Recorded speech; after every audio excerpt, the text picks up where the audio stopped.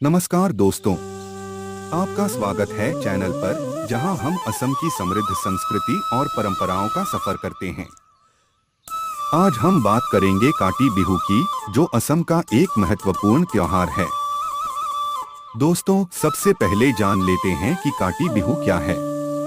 असम में 3 प्रमुख बिहू मनाए जाते हैं: रंगाली बिहू, भोगाली बिहू और काटी बिहू। काटी बिहू को कांगाली बिहू भी कहा जाता है, क्योंकि यह समय फसल के बीच का होता है, जब घरों में अनाज की कमी रहती है। काटी बिहू के दौरान एक अनोखी परंपरा निभाई जाती है। किसान और परिवार के लोग घरों में तुलसी के पौधे के पास दिया जलाते हैं। इससे फसलों की सुरक्षा और समृद्धि की प्रार्थना की जाती है।